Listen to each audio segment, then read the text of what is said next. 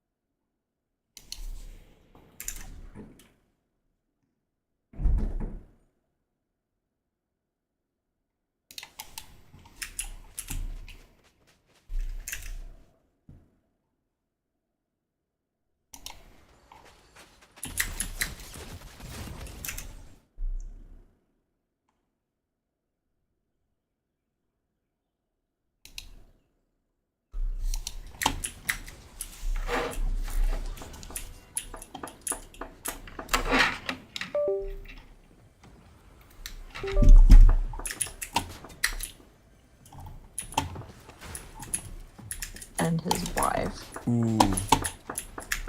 I also started shit talking the wife.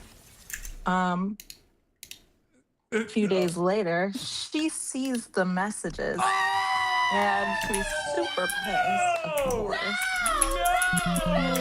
She said I was a girl's girl because I was College. It was around a little bit before COVID, around the time OnlyFans was kicking off. I found a creator on there that specialized in it. And I was a broke college student, but I still spent quite a bit of money, the extra money that I had from scholarships, grants, loans. Ooh. I had probably spent around $1,500. Okay. Which was not good, but thankfully I didn't spend it the entire time I was in college. I'd managed to get off of OnlyFans. I quit it. And I was away from it for several years. I almost fell back into it on Twitter. So before I fell back into it, I quit that platform to just never look at Twitter again. But about a year and a half ago, I did fall into it again. This time on Twitch, actually. There's Findom on Twitch? Yes, I know, right? It's a huge scene. But it's on every platform basically. But yeah, it's really huge on Twitch. You're not gonna be like, I'm doing Findom. I'm getting Findom by you, right? You're not gonna tell me that just now. It's not the reveal here. I mean, are you saying that's what you want to do? Like, no. That's not. Shit. Look. No. I'm not doing that. If you rage my. Listen, if you want to give me some subs in my chat, look, I ain't mad at you, gang. Yeah, I actually welcome that shit. Same. This is consensual. It's not. I'm not gonna be like, you better fucking subscribe or anything like that. I got anyway, sugar mamas. Anyway, let's. You can trial run. You can do some Findom on the chat right now. See how it goes. Anyways, I tried deleting my Twitch accounts. I tried using extensions, block my access to Twitch. But I just kept kind of circumventing that access that I kept trying to block. I kept quitting and then coming back. Over the last half of the year, I've done that a few times now on Twitch. And in the last half of the year, I've now spent about $15,000. Oh my God! For this, you went from 1,500 to 15,000. And what do you do for work? You don't mind. If you don't want to reveal it, that's fine. You can be very. No, that's what I was gonna say next, actually. So, maybe if you have a lot of money, then that might be reasonable for some people to spend. But I work in fast food. I make $12 an hour, so it's a very bad decision for me. It's not sustainable at all. Part of what concerns me about this relapsing thing.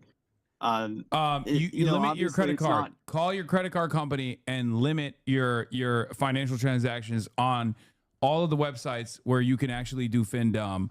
So you never spend another dollar ever again. I'm pretty sure that credit card companies offer that service.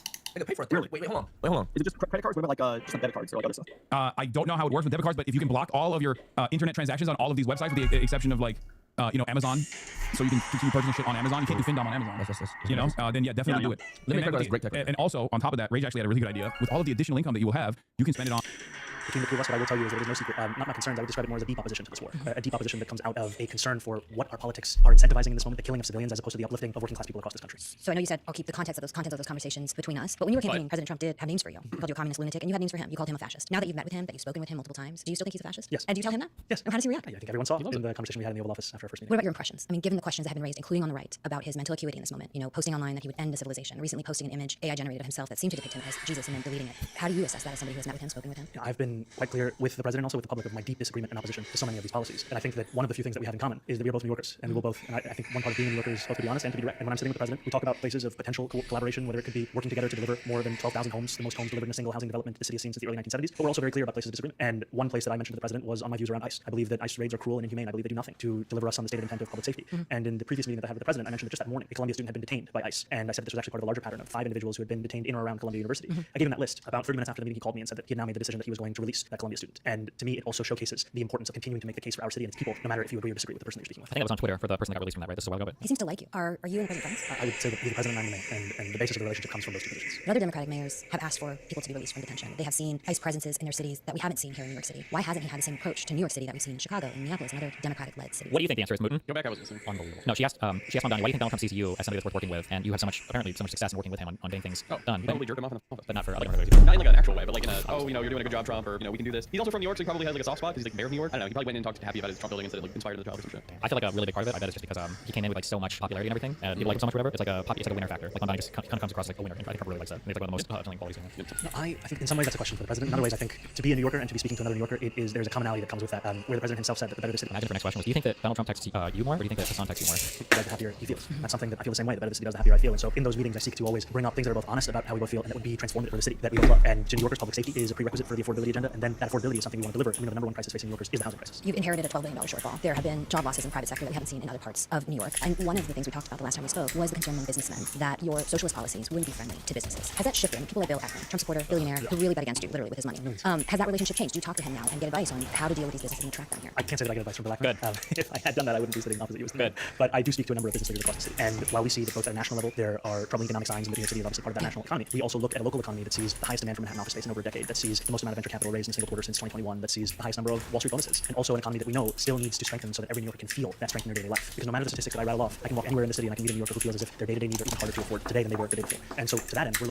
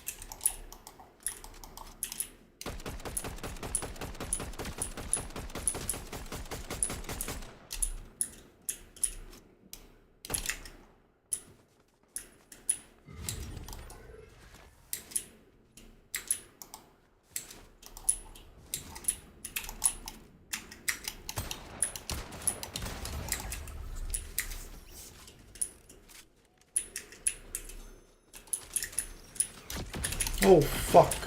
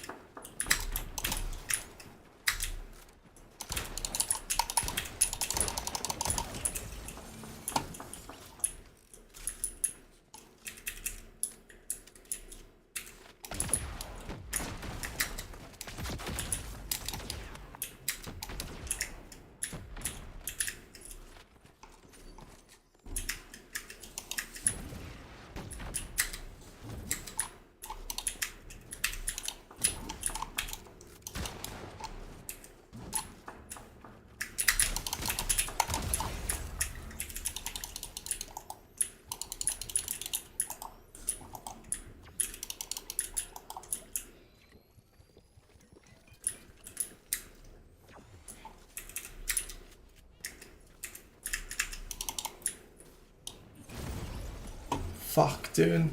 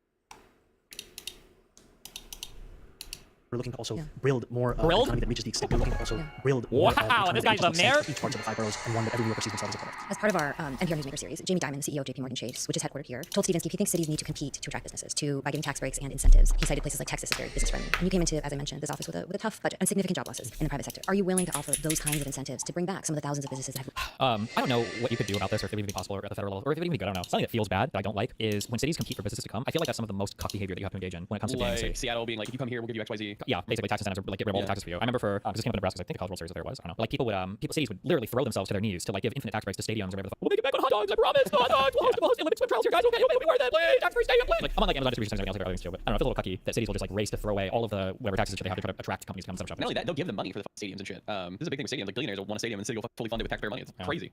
left or shuttered over the last few years? First, you're absolutely correct to describe this, what we inherited, as difficult. We're talking about initially a $12 billion fiscal deficit that through an immense amount of work and savings and use of our own reserves, we were able to bring down to $5.4 billion. That's still where it stands today. And it is the kind of amount of work. Over thousands of businesses that have left or shuttered over the last few years. First, you're absolutely correct to describe this, what we inherited, as difficult. We're talking about initially a $12 billion fiscal deficit that through an immense amount of work and savings and use of our own reserves, we were able to bring down to $5.4 billion. That's still where it stands today. And it is the kind of fiscal deficit the city has not seen for a generation, worse even that of the Great Recession. What makes this distinct, however, unlike the Great Recession, is it's a crisis purely of city government speaking, not one of any external factors. It's an inability to budget in an honest way to actually account for the expenses of what is in our city government services. We are looking now for every potential saving and any example of fraud or inefficiency or waste is something to eliminate entirely. Now, amidst all of that, we also want to build a city that, in the words of Jamie Dimon, competes. Because I agree, we do not have the right to be, it is not something that we inherit, the greatest city in the world. We have to prove it and earn it every single day. And part of the ways that we do that, I don't think it's necessarily through a government and policy of subsidy and tax breaks. I think it's through a government that delivers the highest quality public services across the country. I think it's by ensuring that New Yorkers can look at streets that are paved, at potholes that are filled, at a quality of life that has no competition, frankly. And I think a big part of this also that I've heard from many business leaders as well as New Yorkers across the 5 boroughs is public safety. And that's why it's been such a focus for us, is how do we drive down already record crime to even lower levels, such that when businesses are thinking about where they want to open a business, where they want to keep that business, they think of New York City. And we're excited by the fact that not only has JP Morgan Chase opened their new multi-billion-dollar headquarters, but also that Amex has decided to build a new global headquarters here. The Bank of America has recommitted to a long-term lease with the city. And when we look at the World Cup coming in now less than 60 days, that there's a multi-billion-dollar economic opportunity that comes with that as well. You talked about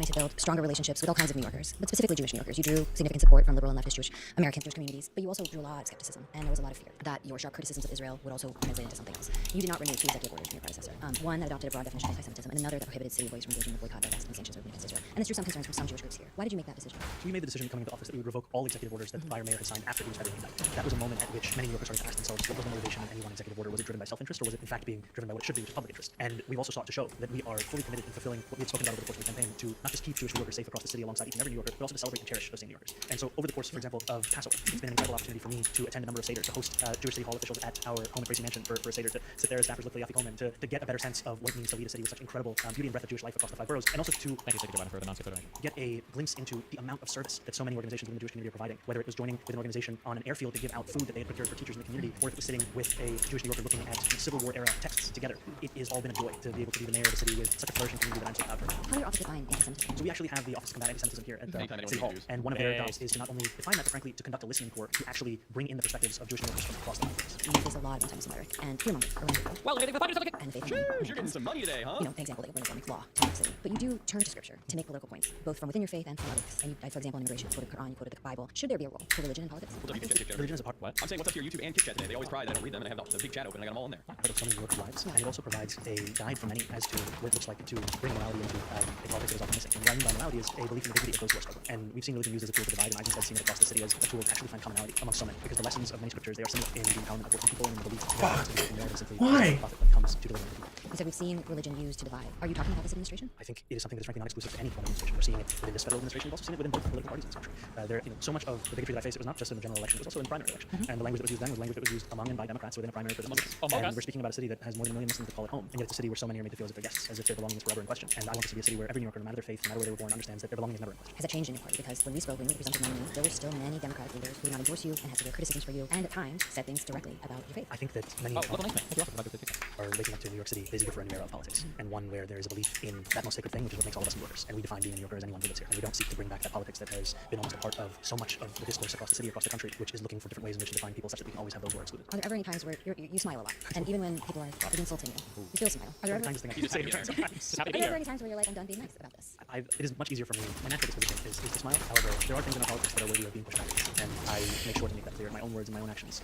In as much as there's so much that we're fighting for, I also make it clear what it is that we will fight back against. Because what we see is that the kind of bigotry and cruelty that has become endemic in our politics, it's not unique in that so many people across the city face it. What makes that unique sometimes is the willingness to allow it to fester, and it requires the kind of forceful pushback that I think has often been missing. You are a leading voice in your party. You're the mayor of New York, but you are also a national figure. Are you included in these conversations with much I make sure to make that clear in my own words and my own actions, in as much as there's so much that we're fighting for, I also make it clear what it is that we will fight back against. Because what we see is that the kind of bigotry and cruelty that has become endemic in our politics, it's not unique in that so many people across the city face it. What makes that unique sometimes is the willingness to allow it to fester, and it requires the kind of forceful pushback that I think is often needed. You are a leading voice in your party. You're the mayor of New York, but you are also a national figure. Are you included in these conversations about the future of the party and what Americans at large want from this party? In a group chat, or you think? I don't know. Do you have a WhatsApp?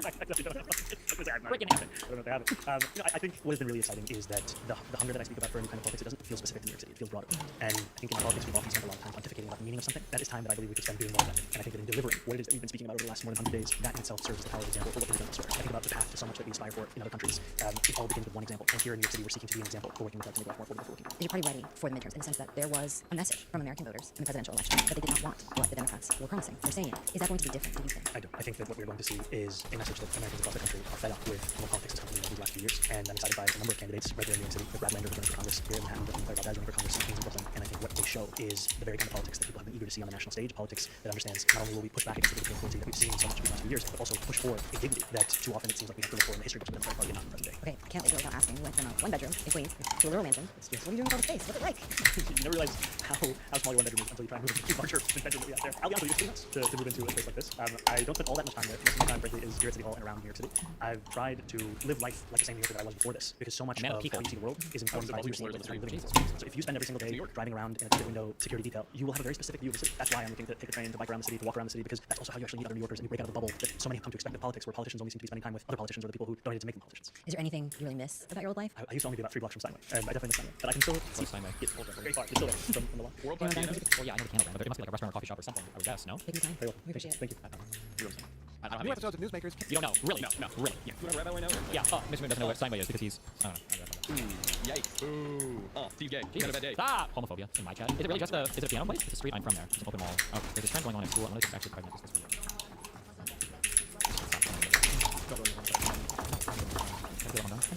How are the grocery stores? Anybody know? I don't know if they started those yet. Apparently, Cash Patel's drunk. He was saying that's been happening.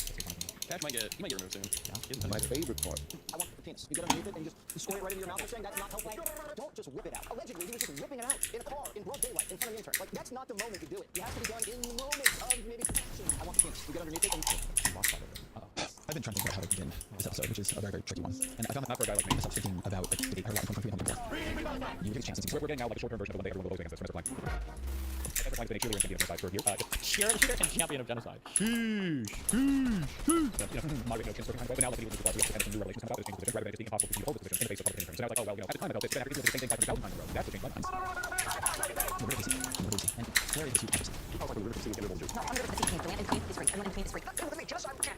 What was always so strange to me, so backwards about stories on college professors, is it the reality of your day, but it isn't dealing that power, that sovereign, which if you travel that area have, is visually undeniable. It takes so long to say everything. Have you considered the regional power of Israel? Holy shit, really? It is right.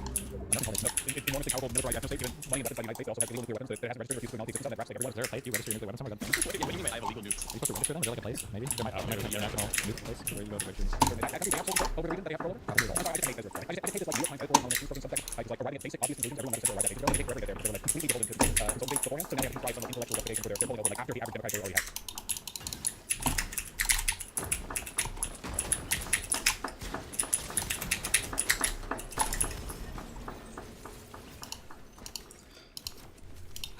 With a level of day-to-day donation that Israel exerts over Palestinian lives, and the complete absence of any horizon at all. Yeah, but that's enough. But it's been like that. It's been like no change in conditions. What's the knockback or whatever? It's just AIDS.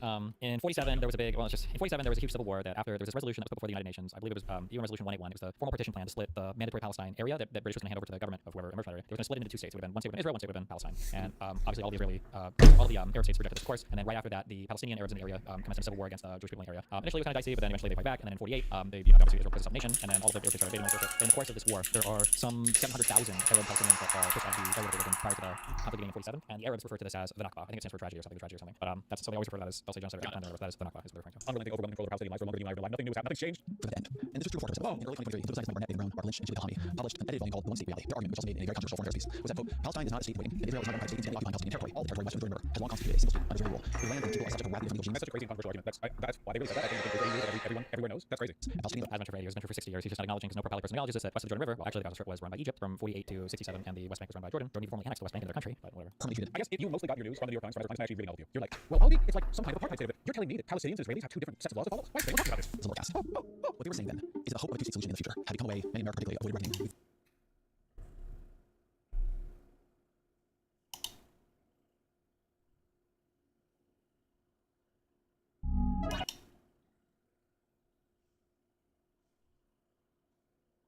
Welcome back. I just bought this grocery store and I have a big surprise for everyone. Attention everybody, you are now in a Mr. Beast video. Whichever one of you leaves this grocery store last with that $250,000 right there, this is gonna be interesting. I don't know any of these people, they're not my friends, they're just random shoppers, and I'm sure they have a lot of questions. Let's go talk to them. Do you know that you're in a Mr. Beast video right now? Mr. What? How long are you guys willing to stay here to win $250,000? Until I'm the last one in. End of the year. As long as it takes. Who is Mr. Beast? You graduated college, you have no job. No job. Oh, he's deadly. But others in the store do have jobs. If I don't leave and go back to the job, I have no job after this. And I made my choice because I'm still here. This is my manager. I'm trying to talk to her and tell her that I have to stay here. Look, are you gonna give her a chance to win?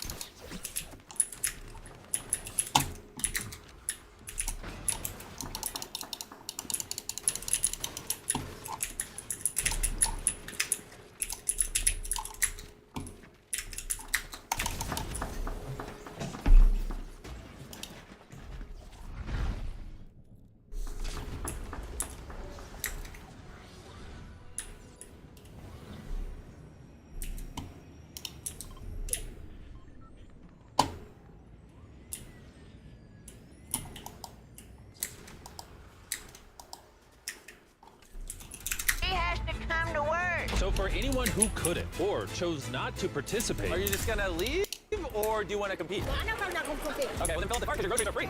Enjoy the free groceries. We have our first person to leave. And once they found out about the free groceries, a lot of people just left. But you still have remind you're eliminated. All right, she's eliminated.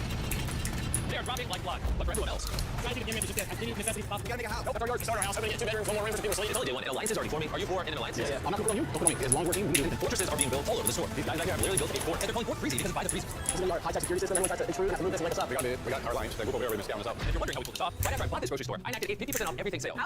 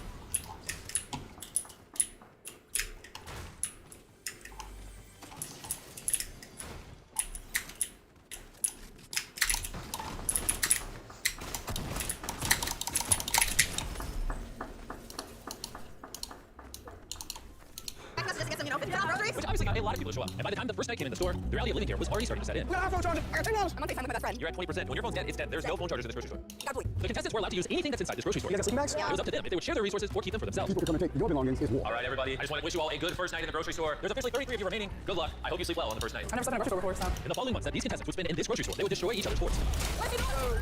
And prevent others from sleep. It's about to get crazy. They will do just about whatever it takes to get the biggest give back of the century. To outlast their competitors. I mean it when I say this video can go as long as they want. Whoa, Fort Freezy developed a lot last night. Fort Freezy boys for life. Are they actually going to carry late claim me? I don't think I have a choice. They want a barter for it. We're open to barter. And Fort Freezy weren't the only ones expanding. While they set up camp in the back of the store by the meat, another team had found a pretty interesting spot for their base. When they found this empty manager's office, they completely transformed it. We're gonna line ourselves in this room. We have the whole refrigerator set up. We have a whole shopping cart. Next to the manager's office was an alliance made up of only a father and son. Are you going for the win or do you think you have to leave? I think I might leave. I have school, I have work. Dad, do you have work? I go take a vacation, stay a little bit longer. And then in the produce section was a team calling themselves the Innovators, with one member who's doing this challenge while pregnant. I turned 11 weeks today. Maybe the first beast baby. And there were additional teams in some of the aisles. You guys are very much barricaded in. It feels almost like a zombie apocalypse. Oh yeah, we're locked in. We're ready. Good mythical morning, shoppers. Start at the candle line. Might as well leave now if you don't play this game 1 week. All right, bye-bye. Yeah, I'm gonna be here forever again. By the morning of day 3, people were starting to figure out lots of different ways to sleep in a grocery store. Oh, they've got 2 fully functioning beds over here. This is smart. Oh, you're sleeping on the shelves. This is a completely my bed. That's a new sleeping situation. The setup back here is really fire. There's this thing that's filled with napkins. This is my pillow. The youngins over there aren't sharing their beds to make you sleep in chairs? Yeah, yes sir. Wow. But some people couldn't stand to sleep here even one more night. It was so cold last night. I got no sleep. I got so much. I don't go home. People were realizing that if they were really going to live in this grocery store, they were going to have to stay active. Ready? Got the whole workout station. This is our bench. We do bench presses. All right, let's see it, Nolan. Wow, this is actually working very well. These people were making the best of the space they had, as well as the items they had to stay active. I don't leave with the money. I'm leaving with anybody. If they're going to be working out in here, they obviously need to shower. Have we built some showers? Yes, right behind this door. Oh, it's steamy in here. So we hang this hose up right here. So this is our shower right here. Just do this. And then you hang it up like that. I'm waiting. Wow. And since we were now on day 4 and almost everyone's phone had died, people's families were starting to miss them. They started coming up to the front of the store just to wave at their family members through the glass. Your boyfriend's in there. How often are you visiting? Every other day, you just stare out through the window. But some were trying not to lose sight of why they were here. I'm not gonna let my guard down and leave the base. I'm probably being overprotective, but when it comes to 250 grand, I'll be as overprotective as I want. Something before over half the competition going already. Once I win this money, this is exactly how I'm sleep every night. But only one person can win this competition. And so on night 5, Davian decides to sneak into the Dream Team's fort, where he then pops someone's pool float that they were using as a bed. Which they noticed almost immediately. Oh no. We had some people think it was cute to come by and pop a hole in the floaty. This is the repair we got going on. Dude, they did my sloth dirty. Josh in the produce aisle had a perfect view of the attack on the pool floaty, and he made sure to tell Gunnar who it was right away. My floaty's been busted. I get word that a slimy green jumpsuit little man is stabbing floaties unprovoked. When Davian noticed that Josh pulled on him, he turned his attention to the produce aisle. I'm sorry. Actually, I'll stay up. Let's all stay up tonight. Let's all stay up. Don't touch me. Don't touch me. Don't touch me. You're crazy. Are you an adult? Are you an adult? Are you an adult? Are you a child? Are you a child? Like, who's having a child now? Once he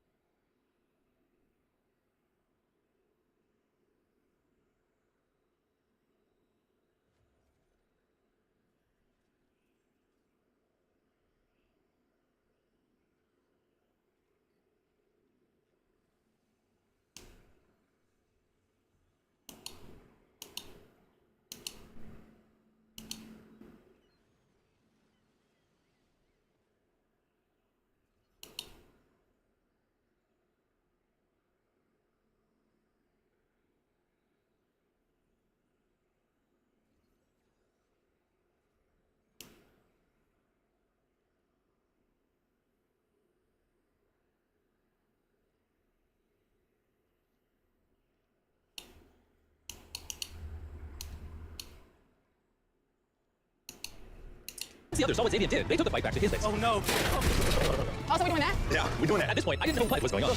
The Pop-Tarts! Not the Pop-Tarts! No! Crazy incident happened. Pure anarchy on the sales floor. So that is what a child does. If you're gonna do a competition, your whole heart has to be in it. And I can say honestly right now, if I was to continue, my whole heart would be in it. But the innovators weren't the only ones who were affected. The team in the middle, who called themselves the Dream Team, had one member that the riot affected more than the rest. It's starting to just get wild in here. This is my time to leave. All right, man. There he goes. It's hard to believe that all this started from Xavier just popping a pool floaty. Would you say your goal was just to start chaos? Organized chaos. That was not organized chaos at all. Things are very tense. I was a bit scared, a little stressed. After a full day of relaxing after the riot, the store felt calmer again. Good morning, good morning. Part of why things felt better was Harry and Celestine, who had started to feel like the store's unofficial parents. So I'm used to working out with young men and just hit off. They're like, oh, money, call me pop. I'm gonna let him like here, so. They even gathered together to hear Harry sing some of his own music. This is old funk. I love you. Baby, baby, baby, baby, baby, baby, baby. So, good morning, guys. Good morning. We have to get back to our kids, you know, our life. We thank everybody for everything that they've done for us. We had a nice time, really enjoyed it. You will be missed. Hi, love you. Hearing that you are thinking about getting out. I am getting out. Oh, you are getting out. Yeah. So tell me why. Well, I'm 3 months pregnant. I've got a 3-year-old at home and a husband. Ever have been respectful enough to let the pregnant mother and older couple sleep in peace. But within now, the team in the manager's office decided that courtesy was now over. It is 3 o'clock in the morning, boys and girls.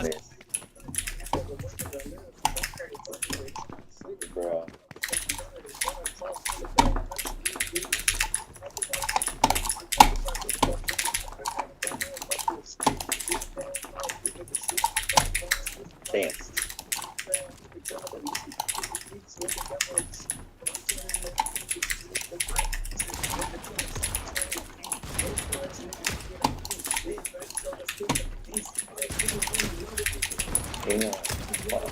Damn, fuck.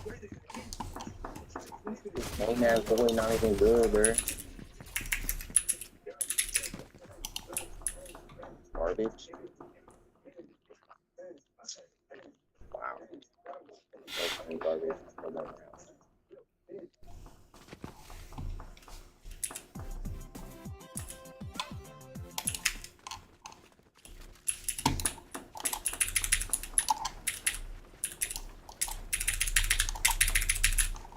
Fuck.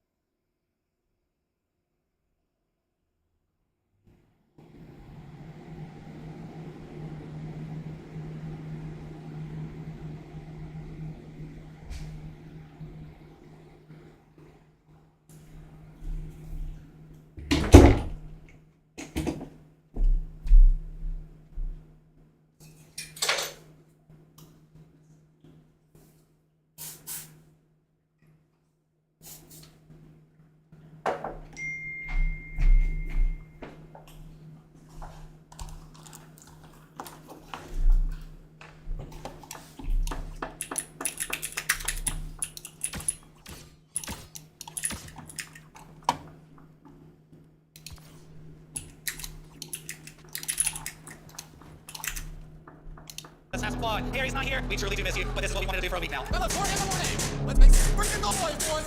All right, gang. I'm going, guys. But they didn't stop at just one elimination.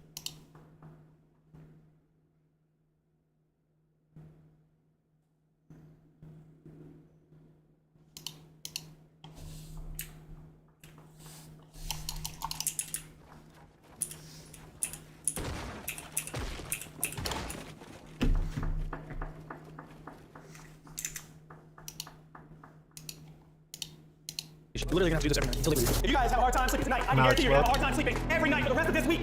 We are not leaving, so now's your chance to leave. You're wasting time if you're sitting in this grocery store right now. I'm unemployed.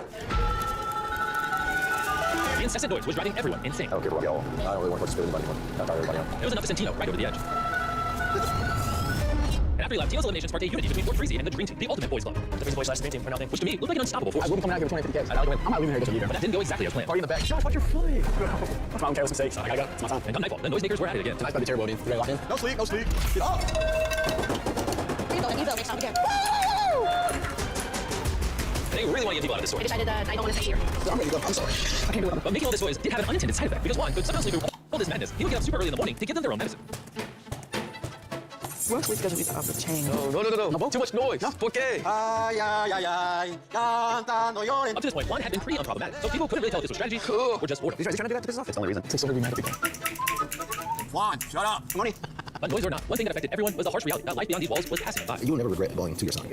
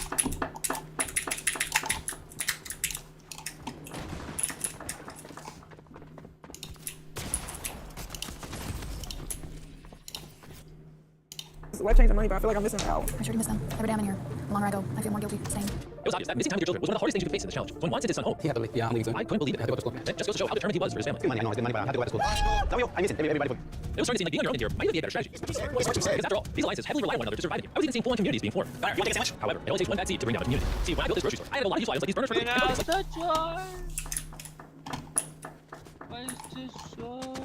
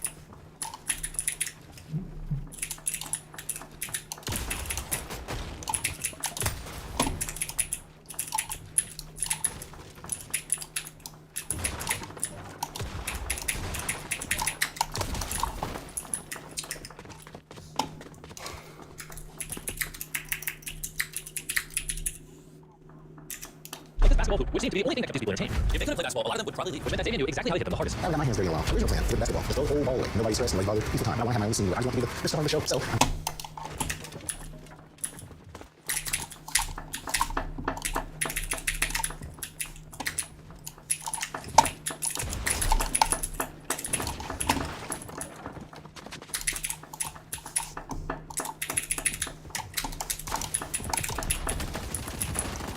Alright, now niggas are using SMGs. Can you drop that shit, bro? That shit's pussy as fuck.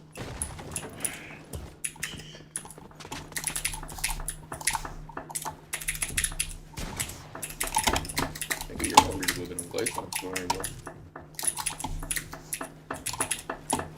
Sometime.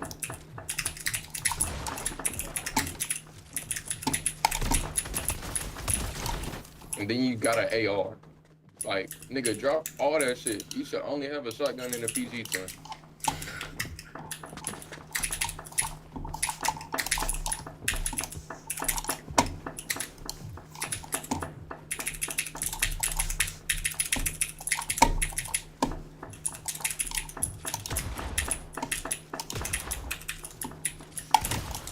You a dumb bitch? You're a stupid bitch.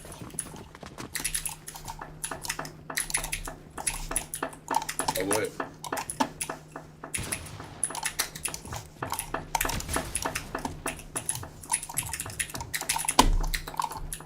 My shit don't even work. How does this nigga see me?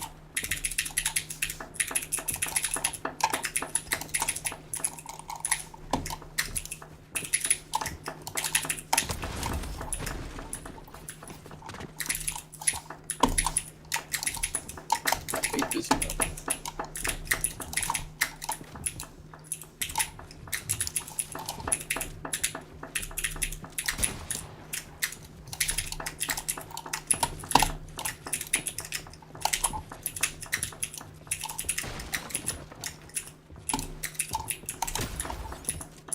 And you're following me in my business.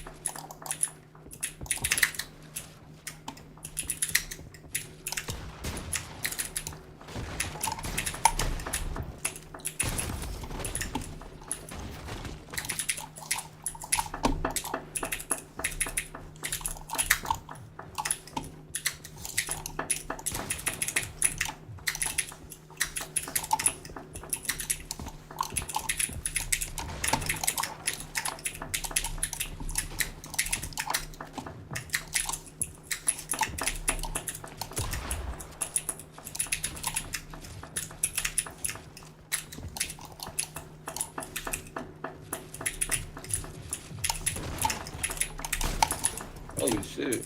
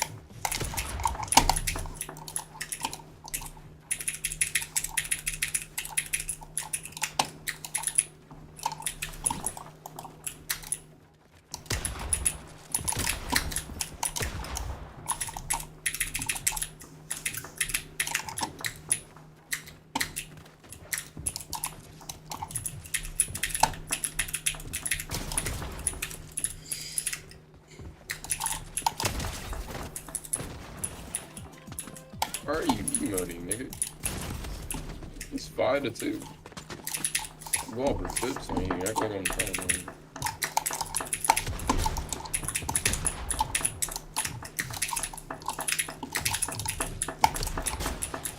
Nigga's in a full piece and he's emoting on me. Nigga's in a full piece and he's emoting on me. You're in a full piece and you're emoting on me, by the way. And you left. Pussy.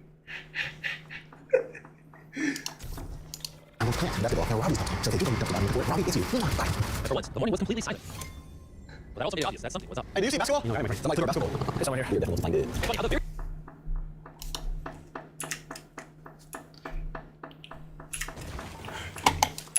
Again. Look who it is. Gonna get straight boat again. I'm not losing this time.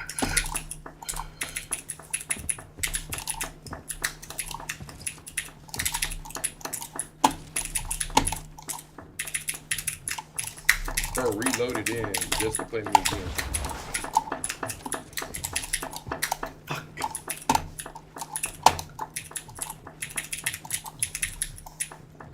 I can't even do triple edits, bro. That's what the game really playing.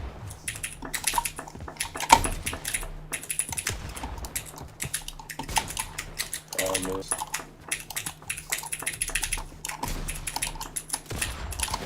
I just ducked this nigga's shot. You can't be real, son.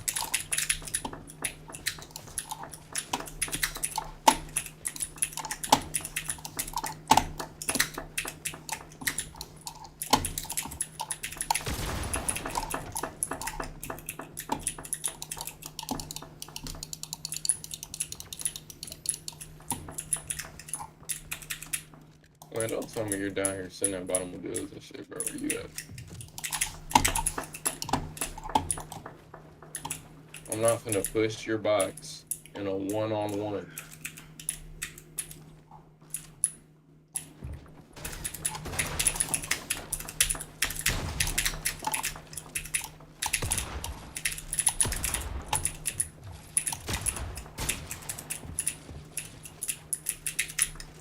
Like, why are we playing like this in a one-on-one, nigga? Nigga's playing box fights. And he's healing.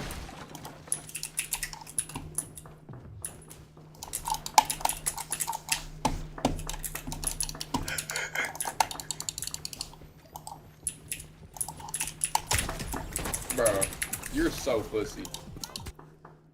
And then you leave.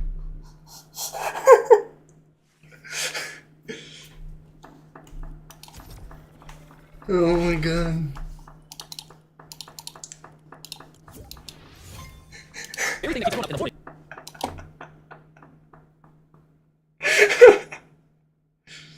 Oh god, me.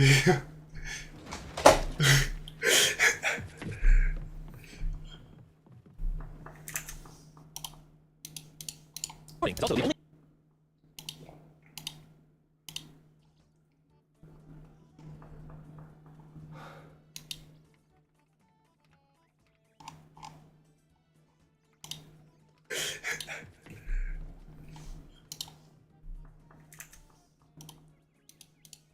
it's also the only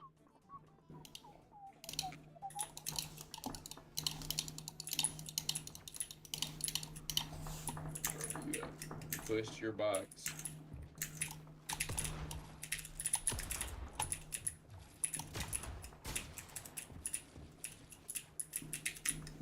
Like, why are we playing like this in a one-on-one feeling?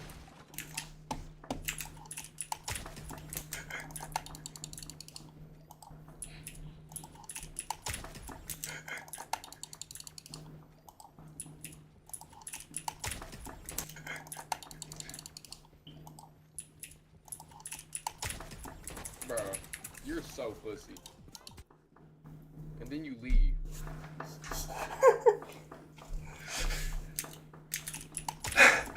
Bro, you're so pussy. And then you leave.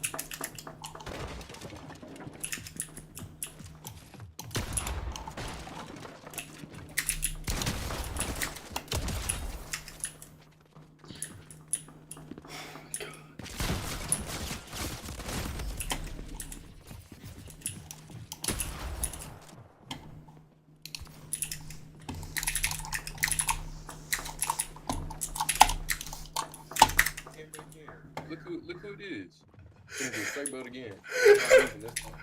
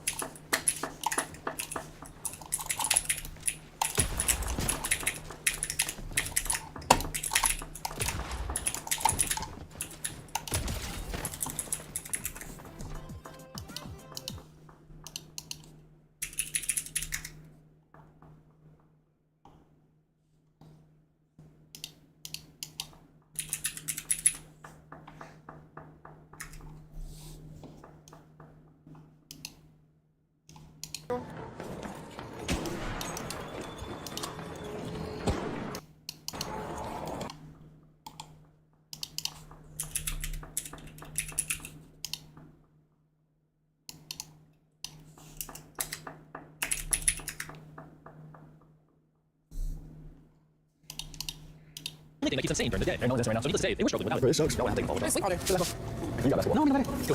But no, Xavier could sit back and watch the alliances crumble, being the only person who truly knew where it was. Or so he thought. I never took basketball. Really? Zay, he put it in the trash can. When Xavier was throwing out the basketball, he didn't know it, but I was there watching him the entire time. That's so stupid. He sees us playing every day. How's our only entertainment is shooting basketball? I got tell. I'll tell right now. Basketball gone. Trash can gone. Zay threw it away. Huh? Where'd you? Hey, Zay. Hey, Zay.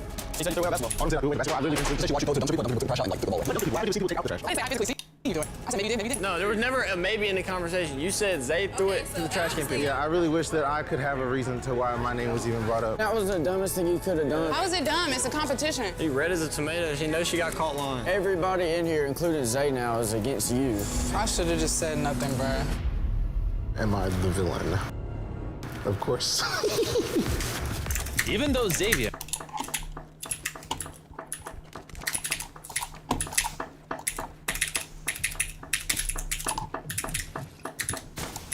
Oh.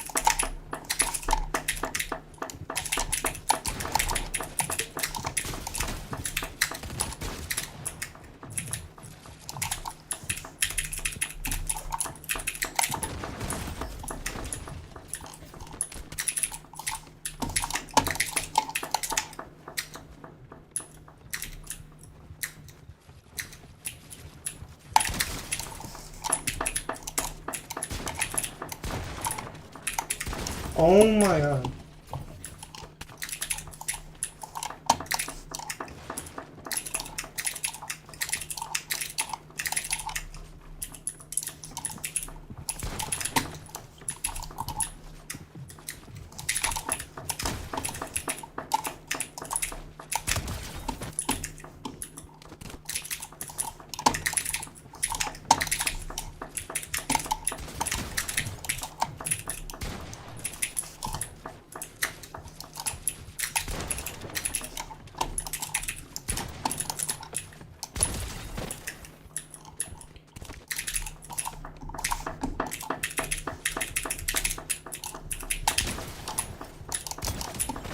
Is that mine? I don't know.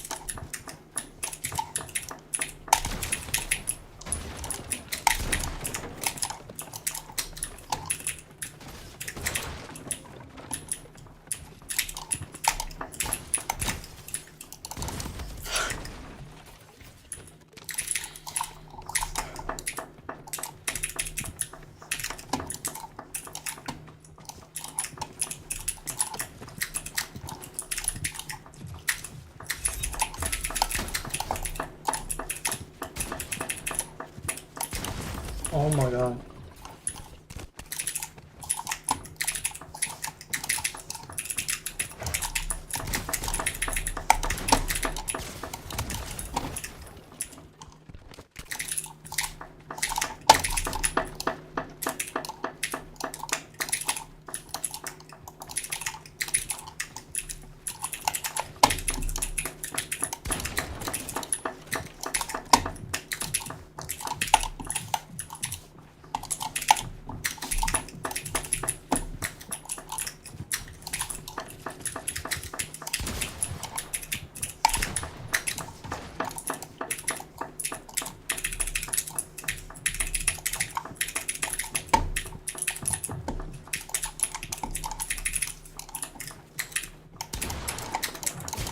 Oh.